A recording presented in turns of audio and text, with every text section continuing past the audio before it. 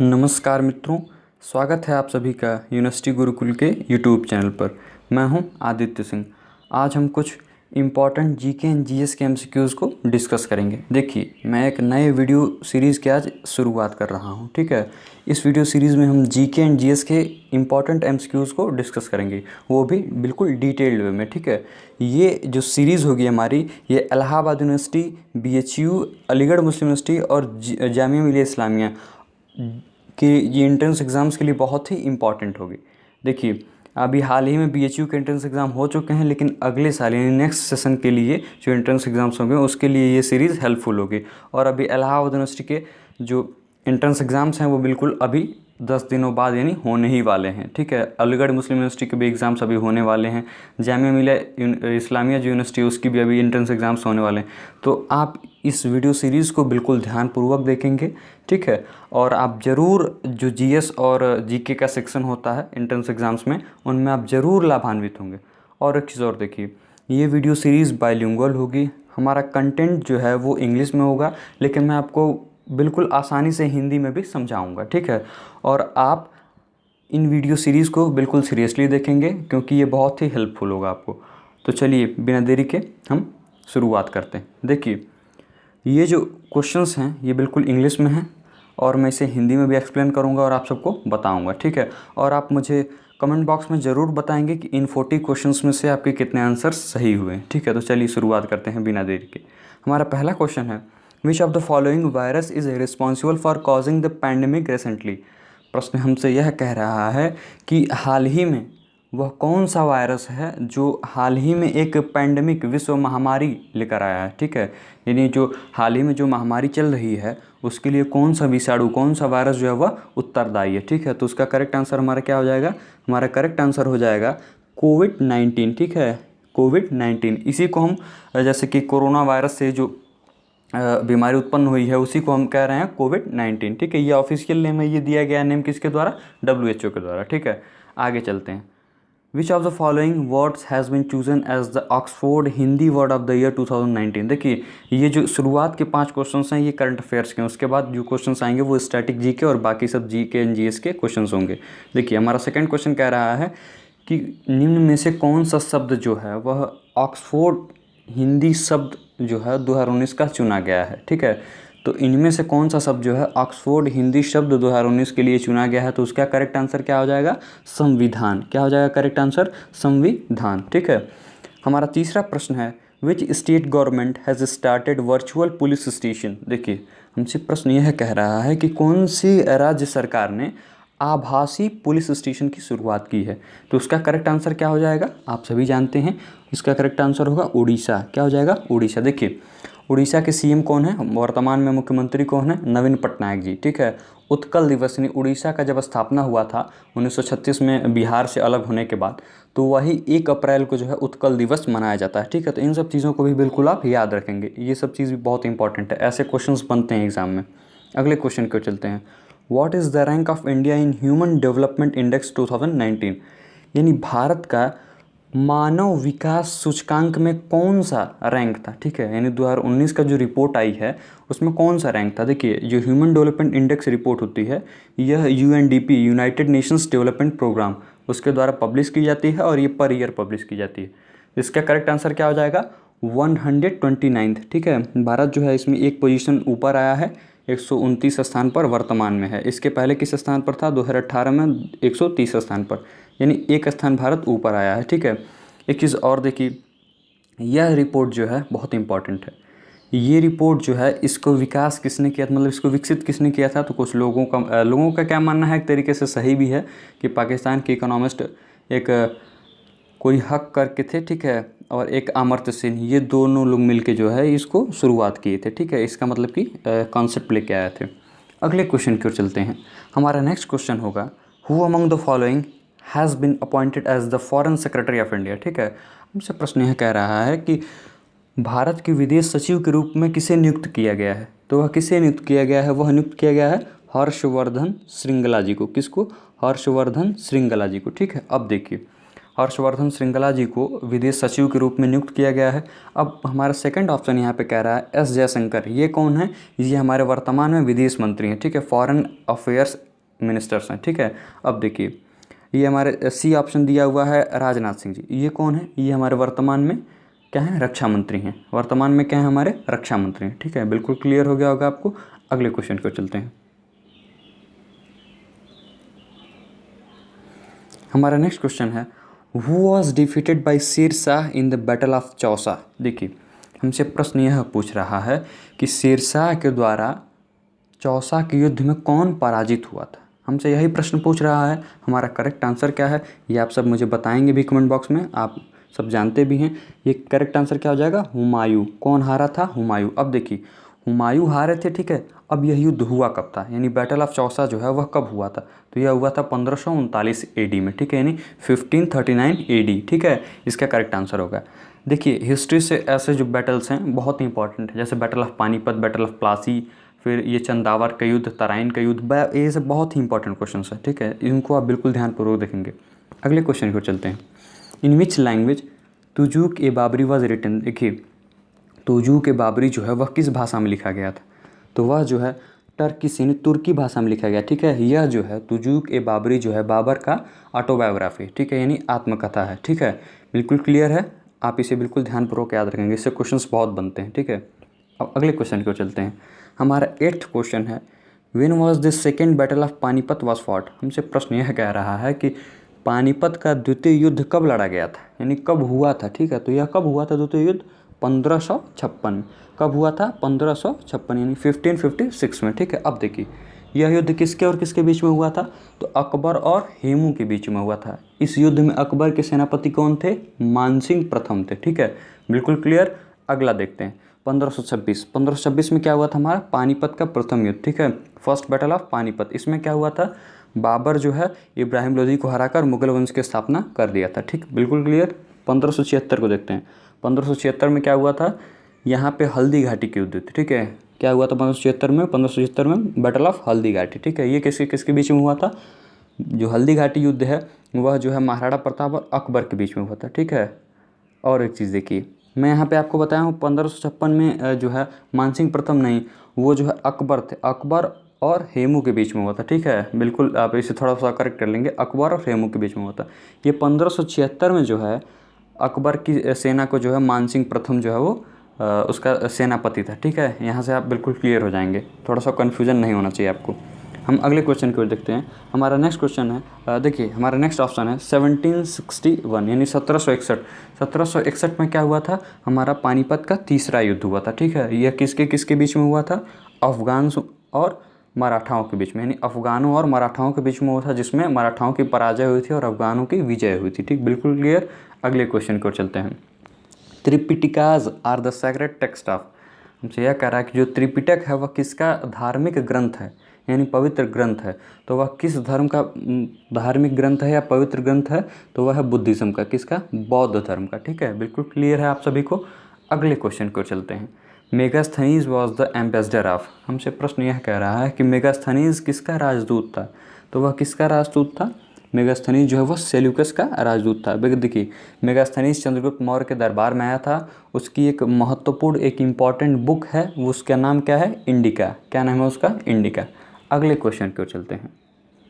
देखिए हमारा next question कहता है विच dynasty issued bilingual and by script coins in India for the first time. देखिए कौन सा राजवंश भारत में प्रथम बार, ठीक है, यानी सर्वप्रथम द्विभाषी सिक्कों का प्रचलन किया था? हमसे प्रश्न यही कह रहा, सीधे सीधे आप समझिए कि निम्न में से कौन सी राजवंश ने भारत में द्विभाषी सिक्कों का प्रचलन सर्वप्रथम किया था? तो इसका करेक्ट आंसर क्या हो जाएगा? ये थोड़ा सा अच्छा क्वेश्चन, देखिए क्वेश्चन सब वैसे सब अच्छे हैं लेकिन ये थोड़ा सा और स्टैंडर्ड क्वेश्चन है। इसका करेक्ट आंसर हो जाएगा इंडो ग्रीक, ठीक है। अगले क्वेश्चन को चलते हैं। देखिए एक चीज़ और है, इस ऑप्शंस में जो कुशानाज हैं इनसे भी आप संबंधित जो सिक्के की चीज़ें हैं आप इसको समझ सकते हैं, आपको देखना होगा इसका रेफरेंस। उसके बाद हम अगले क्वेश्चन को चलते हैं। The British parliament pass the Indian independence act in. हमसे प्रश्न यह कह रहा है कि ब्रिटेन की जो संसद है यानी कि ब्रिटिश संसद ने भारतीय स्वतंत्रता अधिनियम कब पारित किया था? तो वह कब पारित किया था? आप इसमें बिल्कुल कंफ्यूज नहीं होंगे, बहुत से लोग कंफ्यूज हो जाते हैं। इसका करेक्ट आंसर होगा जुलाई 1946, ठीक है, जुलाई 1947, सॉरी जुलाई 1947, ठीक है। एक चीज़ और देखिए, यह 18 जुलाई 1947 को पास हुआ था, ठीक है। बहुत से लोग इसमें कंफ्यूज होते हैं। और ये देखिए 18 जुलाई को यहाँ जो है यह ब्रिटिश संसद से इसको बिल्कुल सहमति मिल गई थी और यह पास हो ही चुका था। और ये जनवरी 1950 में हमारा देश आज़ाद हुआ था। अगस्त 1950 में हमारे देश में स्वतंत्रता जो गणतंत्र है वह आया था, ठीक है, यानी कि हमारा संविधान लागू हुआ था। और ये अगस्त 1947 में हमारा देश स्वतंत्र हुआ था, ठीक है। देखिए कुछ कुछ चीज़ें कभी कभी फ्लो में थोड़ी सी इधर उधर हो जाती हैं, बट उसको बहुत बड़ा मैटर नहीं है, वो बाकी सब चीज़ें आपको क्लियर होनी चाहिए। अगले क्वेश्चन को चलते हैं। Who was the first Indian to be elected to the British parliament. देखिए हमसे प्रश्न यह कह रहा है कि वह कौन व्यक्ति थे जो ब्रिटिश संसद में सर्वप्रथम भारतीय थे वो और चुने गए थे, ठीक है। वह कौन देखिए हमसे प्रश्न ऐसे कह रहा है कि वह कौन सर्वप्रथम भारतीय था जो ब्रिटिश संसद में चुना गया था, यानी उसके लिए वो जो है चुनाव जीता था। तो वह कौन थे? दादा भाई नौरोजी जी, ठीक है। और इनको हम लोग क्या कहते हैं? Grand old person of India, ठीक है। भारत के वयोवृद्ध पुरुष भी इन्हें कहा जाता है, ठीक है। इनकी एक इम्पॉर्टेंट बुक है, उसका नाम क्या है? Poverty and un British rule in India, ठीक है। तो ये बिल्कुल इम्पॉर्टेंट है। और इन्होंने कंसेप्ट ऑफ देखिए ड्रेन ऑफ वेल्थ भी इन्होंने ही दिया था। किसने दिया था? दादा भाई नौरोजी ने दिया था। यह जो है 1892 में ब्रिटिश संसद के लिए चुने गए थे, ठीक है। और किस पार्टी मतलब कि एक प्रतिनिधि के रूप में चुने गए थे? तो वह जो है लिबरल पार्टी की तरफ से उन्होंने चुनाव लड़ा था और वह चुनाव जीते थे फिन्सबरी सेंट्रल से, ठीक है। अगले क्वेश्चन को चलते हैं। Where was the Arya Samaj was establish. देखिए आर्य समाज की स्थापना कहाँ हुई थी? तो आर्य समाज की स्थापना कहाँ हुई थी? मैंने बहुत बार आपको बताया है अपने पिछले जो हमारा दूसरा एक यूट्यूब चैनल है BHU पाठशाला पे। तो इसका करेक्ट आंसर क्या हो जाएगा? मुंबई, ठीक है। अब देखिए इसकी स्थापना किसके द्वारा की गई थी? तो इसकी स्थापना दयानंद सरस्वती द्वारा की गई थी। कब की गई थी? तो 1875 में। ये सब चीज़ें आप बिल्कुल ध्यानपूर्वक पढ़ेंगे। देखिए कोई भी चीज़ आप पढ़ें तो उसको थोड़ा सा डिटेल्ड वे में पढ़ेंगे तो उससे आपका बिल्कुल कॉन्सेप्ट क्लियर होता चला जाएगा, ठीक है। अगले क्वेश्चन को चलते हैं। हमारा नेक्स्ट क्वेश्चन है the number of Puranas are, यानी पुराणों की संख्या कितनी है? प्रश्न हमसे यही पूछ रहा है। आप सब जानते हैं हमारे पुराणों की संख्या कितनी है? 18 है। और एक चीज़ देखिए, अगर पुराणों की बात हुई 18 तो हम वेदांग की भी बात करेंगे। वेदांग कितने हैं? 6 हैं। उपनिषद कितने हैं? 108 हैं। तो जब हम रिलेटेड चीज़ों की बात करें तो हम वहाँ पे हमको जो भी चीज़ें संबंधित हैं उससे इसको चीज़ों हमें देख लेना चाहिए, ठीक है। अगले क्वेश्चन पर चलते हैं। 16th Wular lake is located in. देखिए अब हमसे प्रश्न यह कह रहा है कि जो वुलर झील है वह कहाँ पर स्थित है, ठीक है। तो वह है जम्मू कश्मीर में स्थित। कहाँ पर स्थित है? जम्मू कश्मीर में, ठीक है। और एक चीज़ देखिए, अगर ऑप्शंस में उड़ीसा हमें दिया है तो इससे भी देखना पड़ेगा। उड़ीसा में क्या है? हमारा चिल्का झील, ठीक है, वो जो एक लगून झील है। फिर उत्तराखंड दिया है तो उत्तराखंड में क्या है? नैनीताल, उसको भी हम देख लेते हैं, ठीक है। उसके बाद हमारा क्या है?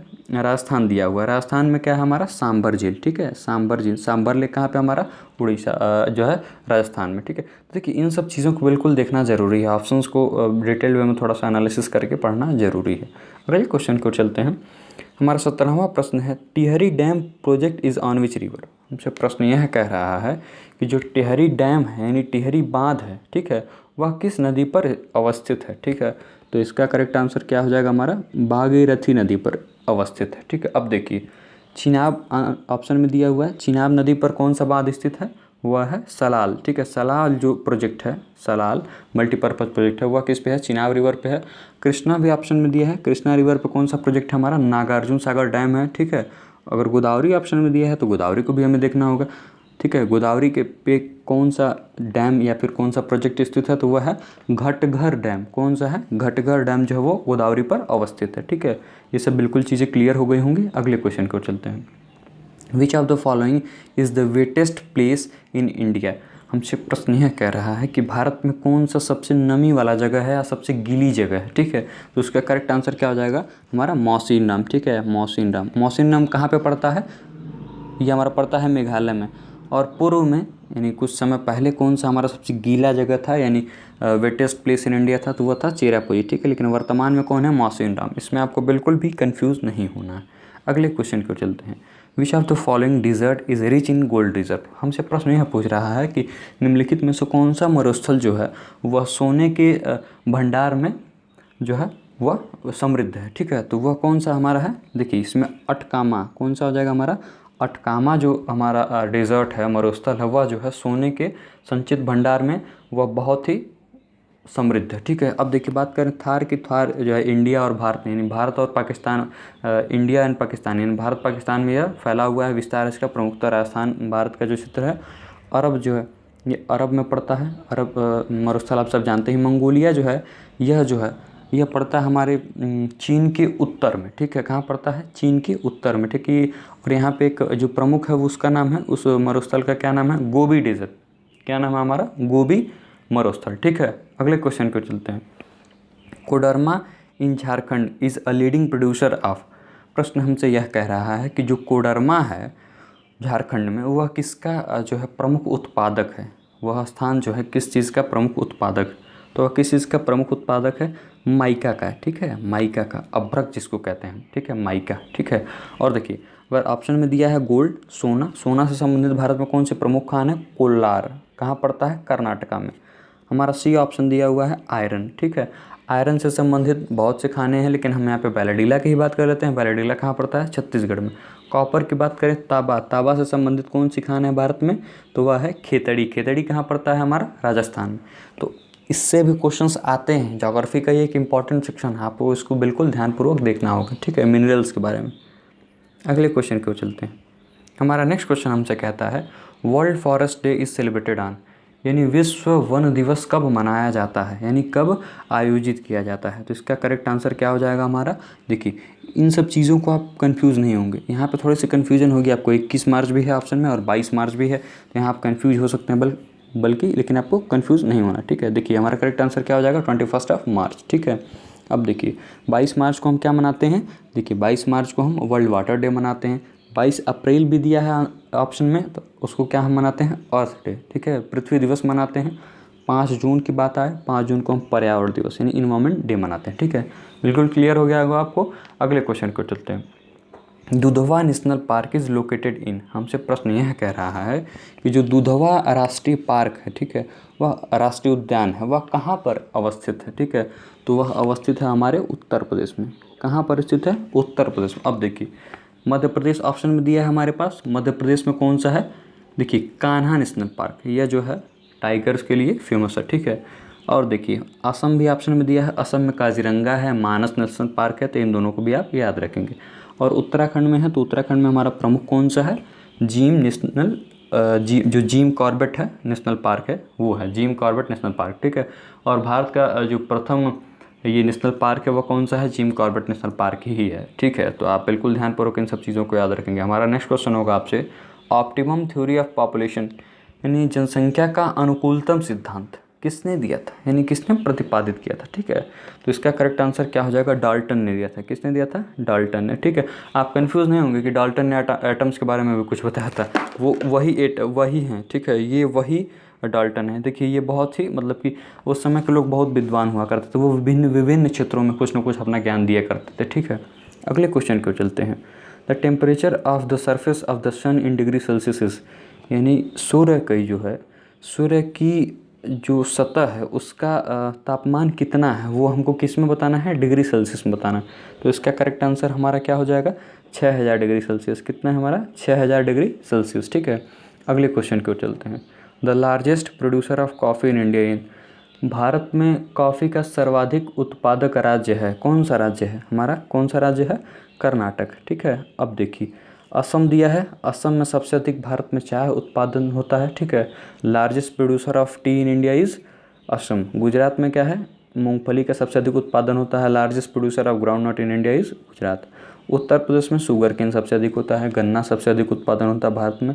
ठीक है, वो कौन से राज्य में होता है? उत्तर प्रदेश में। तो आप इन सब चीज़ों को बिल्कुल ध्यानपूर्वक याद रखेंगे। इनसे भी एक आध प्रश्न आपके एग्जाम्स में आने की संभावनाएं हमेशा बनी रहती हैं। अगले क्वेश्चन की ओर चलते हैं। हमारा नेक्स्ट क्वेश्चन होगा आपसे, who was the political teacher of Mahatma Gandhi, यानी महात्मा गांधी के राजनीतिक शिक्षक या गुरु कौन थे? ठीक है, तो आप सब जानते हैं, आसान सा प्रश्न है, लेकिन मैं इसको अभी आपको एक दूसरे तरीके से समझाता हूँ। देखिए इसका हमारा करेक्ट आंसर आप सब बता भी दिए होंगे। इसका करेक्ट आंसर हो जाएगा गोपाल कृष्ण गोखले। लेकिन अब हम बात करते हैं कि गोपाल कृष्ण गोखले के पॉलिटिकल टीचर कौन थे, यानी राजनीतिक गुरु कौन थे? तो वह कौन थे? MG रनाडे। ठीक है, ऐसे प्रश्न को पढ़िए, डिटेल्ड वे में पढ़िए, इंटरकनेक्टेड करके पढ़िए। ठीक है, तो आपको आसानी होगी समझने में। अब स्वामी विवेकानंद के गुरु कौन थे? आप मुझे कमेंट बॉक्स में बताएंगे। और ऐसे पढ़ेंगे तो आप बिल्कुल क्लियर कर पाएंगे कोई भी एग्ज़ाम हो। ठीक है, अगले क्वेश्चन को चलते हैं। When was the objective resolution was presented in the constituent assembly. प्रश्न हमसे यह कह रहा है कि जो उद्देश्य प्रस्ताव था वह कब संविधान सभा में प्रस्तुत किया गया था। तो इसका हमारा करेक्ट आंसर क्या हो जाएगा, 13 दिसंबर 1946। ठीक है, यह किसके द्वारा प्रस्तुत किया गया था, तो पंडित जवाहरलाल नेहरू के द्वारा। तो ऐसे बहुत सी चीज़ें हैं संविधान सभा से, आप थोड़ा सा देखेंगे, उस पर अपनी नज़र डालेंगे। ठीक है, देखिए संविधान सभा की प्रथम बैठक कब हुई थी, 9 दिसंबर को। ठीक है, उसमें अध्यक्ष कौन थे, सच्चिदानंद सिन्हा जी। लेकिन 13 दिसंबर को जब बैठक हुई तो उसमें अस्थाई यानी परमानेंट चेयरमैन के रूप में किसकी नियुक्ति की गई, तो वह थे डॉक्टर राजेंद्र प्रसाद जी। ठीक है, अगले क्वेश्चन को चलते हैं। The author of the book politics is, यानी जो पॉलिटिक्स बुक है उसके ऑथर कौन है। ठीक है, तो उसके ऑथर कौन है, यानी उसके लेखक कौन है, अरिस्टोटल, अरस्तु। ठीक है, अब देखिए प्लेटो ऑप्शन में दिया है, प्लेटो की जो बुक है उसका क्या नाम है, उसका नाम है रिपब्लिक। ठीक है, सिसेरो दिया है, सिसेरो की एक बुक है डेरी रिपब्लिका। ठीक है, ऐसे है, आप इनको एक बार ध्यान से देख लेंगे, इनकी कौन सी बुक है इंपॉर्टेंट। ठीक है, आप देखिए ये दोनों क्वेश्चंस पूछे जाते हैं, ये थोड़ा सा अननोन क्वेश्चन हो सकता है पूछ दिया जाए, इसलिए आप इनको देखना जरूरी हो जाता है। अगला क्वेश्चन है हमारा, who is the guardian of the Indian constitution, यानी भारतीय संविधान का रक्षक कौन है। ठीक है, या संरक्षक कौन है। तो इसका करेक्ट आंसर आप बता भी दिए होंगे, इसका करेक्ट आंसर होगा सुप्रीम कोर्ट। ठीक है, अगर आपको ऑप्शंस में न्यायपालिका भी मिल जाए तो आप उसको टिक कर सकते हैं, उसमें कोई गलती आपकी नहीं होगी। ठीक है, कोई भी आप गलती नहीं करके आ रहे होंगे। ठीक है, अगले क्वेश्चन को चलते हैं। हमारा नेक्स्ट क्वेश्चन है, ऑर्डिनेंस इज़ इशूड बाई। हमसे प्रश्न क्या कह रहा है कि अध्यादेश किसके द्वारा जारी किया जाता है। ठीक है, अध्यादेश किसके द्वारा जारी किया जाता है, तो वह जारी किया जाता है राष्ट्रपति जी द्वारा। किसके द्वारा, प्रेसिडेंट के द्वारा। ठीक है, और कब जारी किया जाता है, यह जो है जब संसद सत्रावसान में होती है, when parliament is in recess. ठीक है, तब हम क्या करते हैं, राष्ट्रपति जी द्वारा अध्यादेश जारी किया जाता है। अब यह किस अनुच्छेद में यह वर्णित है, इसका उल्लेख कहाँ पे है, तो article 123 of the Indian constitution. ठीक है, इसमें यह उल्लिखित है कि भारत के राष्ट्रपति जो हैं जब संसद सत्रावसान में होगी तो अध्यादेश जारी कर सकते हैं। ठीक है, अब देखिए अगर आप इन सब चीज़ों को संविधान में क्या प्रोविज़न्स हैं, क्या उल्लेख है, अगर उस तरीके से पॉलिटी को पढ़ते हैं तो आपकी पॉलिटी बहुत अच्छे से कवर होगी, आपको किसी भी परीक्षा में कभी समस्या का सामना नहीं करना पड़ेगा। अगले क्वेश्चन को चलते हैं। Who is the constitutional head of the state executive, यानी राज्य की जो कार्यपालिका है, ठीक है, उसके संवैधानिक प्रमुख कौन होते हैं। प्रश्न हमसे यही पूछ रहा है। ठीक है, तो इसका करेक्ट आंसर क्या हो जाएगा, गवर्नर। कौन, गवर्नर। ठीक है, गवर्नर यानी कि राज्यपाल। अब देखिए ये जो है यह पावर इनको कहाँ से मिलती है कि वह जो है राज्य की कार्यपालिका के संवैधानिक प्रमुख होंगे, तो वह मिलती है संविधान के अनुच्छेद 154 से। ठीक है, यानी आर्टिकल 154 से उनको पावर मिलती है। आप इन सब चीज़ों को बिल्कुल ध्यानपूर्वक याद रखेंगे, ऐसे है पॉलिटी पढ़ेंगे तो बहुत आराम हो जाएगा आपको बहुत आसानी होगी चीज़ों को समझने में। ठीक है, अगले क्वेश्चन को चलते हैं। The SAARC was establish in, SAARC क्या है, दक्षेश जिसको हिंदी में कहते हैं हम। ठीक है, इसकी स्थापना कब हुई थी। देखिए जो दक्षेश है उसमें 8 सदस्य हैं। ठीक है, वर्तमान में, और ये साउथ ईस्ट एशिया का एक अच्छा संगठन है, सहयोग संगठन है। इसका फुल फॉर्म होता है south Asian association of regional cooperation. ठीक है, अब देखिए इसकी स्थापना कब हुई थी, 8 दिसंबर 1985 में इसकी स्थापना हुई थी। ठीक है, अब देखिए इसकी स्थापना हुई कहाँ थी, तो वह स्थापना हुई थी ढाका, बांग्लादेश में। ढाका जो है बांग्लादेश की राजधानी है। ठीक है, लेकिन वर्तमान में इसका मुख्यालय कहाँ पर है, तो मुख्यालय है काठमांडू, नेपाल में। ठीक है, बिल्कुल क्लियर हो गया आपको। अगले क्वेश्चन को चलते हैं। Fundamental rights have been borrowed from. हमसे प्रश्न यह कह रहा है कि जो मौलिक अधिकार हैं वह कहाँ से लिए गए, यानी भारतीय संविधान में जो मौलिक अधिकार दिए गए हैं उसकी अवधारणा जो है वह कहाँ से लिया गया है, तो वह अवधारणा जो है यूएसए से लिया गया है। कहाँ से लिया गया है, वो यूएसए से लिया गया है। ठीक है, अब देखिए हम बात करें ऑस्ट्रेलिया की, तो ऑस्ट्रेलिया से कंकरेंट लिस्ट यानी कि समवर्ती सूची ली गई है। अगर हम बात करें आयरलैंड की, ठीक है, तो आयरलैंड से क्या लिया गया है, आयरलैंड से डीपीएसपी यानी राज्य के नीति निदेशक तो लिए गए हैं। ठीक है, अगर हम बात करें ब्रिटेन से क्या लिया गया है, तो यहाँ सिंगल सिटीजनशिप, और ब्रिटेन से बहुत कुछ लिया गया है। ठीक है, यानी कि एक आहरी नागरिकता और सी बहुत सी चीज़ें जो है वो ब्रिटेन से ली गई हैं। ठीक है, अगले क्वेश्चन को चलते हैं। देखिए सोर्सेस ऑफ कॉन्स्टिट्यूशन एक इंपॉर्टेंट टॉपिक है, आप इसको बिल्कुल ध्यानपूर्वक कवर कर लेंगे। अगले क्वेश्चन को चलते हैं। हमारा अगला क्वेश्चन है, in which part of the constitution the fundamental duties have been described. प्रश्न हमसे यह पूछ रहा है कि किस भाग में, यानी संविधान के किस भाग में जो मौलिक कर्तव्य हैं वह उल्लिखित हैं। ठीक है, तो उसका करेक्ट आंसर क्या हो जाएगा हमारा? पार्ट 4A यानी कि भाग 4 क में उल्लिखित हैं। ठीक है, अब देखिए हमारा ऑप्शन में दिया हुआ है पार्ट सेकंड, इसको भी थोड़ा सा हम डिस्कस करते हैं। ठीक है, पार्ट सेकंड क्या है? देखिए पार्ट सेकंड में हमारे नागरिकता है, यानी अनुच्छेद 5 से 11 तक, आर्टिकल 5 to 11। ठीक है, ये क्या हमारा सिटीजनशिप। आर्टिकल 3 में हमारा क्या है? फंडामेंटल राइट्स है। आर्टिकल 4 ये एक ऑप्शन आपको मिल जाएगा। ऑप्शन ये जो है इसमें क्या है हमारा? तो 36 से 51 तक, आर्टिकल 36 to 51 क्या है? DPSP। ठीक है, directive principles of state policy, राज्य के नीति निर्देशक तत्व। ठीक है, और ये जो है और 51 क में जो है ये हमारा क्या है? फंडामेंटल ड्यूटीज़ को उल्लिखित किया गया। हमारी कितनी फंडामेंटल ड्यूटीज़ हैं? मौलिक कर्तव्य कितने हैं? 11 हैं। ठीक है, अगले क्वेश्चन को चलते हैं। हमारा नेक्स्ट क्वेश्चन हमसे कह रहा है कि the article 360 of the Indian constitution is related with, यानी भारतीय संविधान का अनुच्छेद 360 जो है वह किससे संबंधित है? ठीक है, तो इसका करेक्ट आंसर क्या हो जाएगा? Financial emergency. क्या हो जाएगा करेक्ट आंसर? फाइनेंशियल इमरजेंसी, वित्तीय आपातकाल। ठीक है, अब देखिए अगर हम बात करेंगे अदर ऑप्शंस की, तो अदर ऑप्शंस में क्या दिया हुआ है? National emergency. ये किस आर्टिकल में है? आर्टिकल 352 में, अनुच्छेद 352 में। स्पेशल इमरजेंसी कुछ है नहीं यहाँ पे, भारत में प्रोविजन, ये ऑप्शन कोई बात मतलब नहीं है। हाँ, 356 आप देख लेंगे। आर्टिकल 356 में जो है राज्य में अगर संवैधानिक तंत्र फेद हो जाता है तो वहाँ पे हम राष्ट्रपति शासन लगा देते हैं। ठीक है, जब 356 में क्या है? अगर राष्ट्रपति द्वारा जो है राज्य में राष्ट्रपति शासन लागू कर दिया जाता है। अगर वो कैसे लागू किया जाता है? राज्यपाल की रिपोर्ट पे कि अगर राज्य में संवैधानिक तंत्र जो बिल्कुल विफल हो जाता है तब उस स्थिति में यह लागू किया जाता है। ठीक है, अगले क्वेश्चन को चलते हैं। हमारा अगला क्वेश्चन कहता है when was NABARD was established, यानी नाबार्ड जो है जो कृषि के लिए एक प्रमुख संस्थान है, ठीक है, संस्था है, वह उसकी स्थापना कब की गई थी? ठीक है, तो उसका स्थापना किया गया था 12 जुलाई 1982 को। ठीक है, कब किया गया था? 12 जुलाई 1982 को। इसका मुख्यालय कहाँ पर है? मुंबई में, मुंबई महाराष्ट्र में इसका मुख्यालय है। ठीक है, अगले क्वेश्चन को चलते हैं। इंडियन इकोनॉमी इज, यानी भारतीय अर्थव्यवस्था कैसी है? भारतीय अर्थव्यवस्था जो है वह मिक्स्ड है। कैसी है? मिश्रित है। ठीक है, अब देखिए सोशलिस्ट एक अर्थव्यवस्था होती है, एक अर्थव्यवस्था कैपिटलिस्ट होती है। जैसे कुछ अर्थव्यवस्थाएं, जैसे यूएसए की अर्थव्यवस्था कैपिटलिस्ट है, सोशलिस्ट अगर देखा जाए तो यूएसएसआर, ऐसे बहुत सी अवधारणाएं हैं। लेकिन हमको बस यहाँ अवधारणा देखना है और भारत का केस देखना है। हमको दूसरे देशों को बहुत मतलब कि यहाँ पे इंपॉर्टेंट हमारे लिए नहीं रह जाता है। हम अगर हायर लेवल पे जाएंगे तो वो हमारे लिए इंपॉर्टेंट रहेगा। अगले क्वेश्चन को देखते हैं। The book principles of economics has been written by, अब हमसे प्रश्न यह कह रहा है कि जो प्रिंसिपल्स ऑफ इकोनॉमी की पुस्तक है उसके लेखक कौन हैं? उसके लेखक हैं अल्फ्रेड मार्शल। ठीक है, कौन है? Alfred Marshall. अगले क्वेश्चन को चलते हैं। संतोष ट्रॉफी इज़ रिलेटेड विथ, प्रश्न हमसे यह पूछ रहा है कि संतोष ट्रॉफी जो है वह किस खेल से संबंधित है?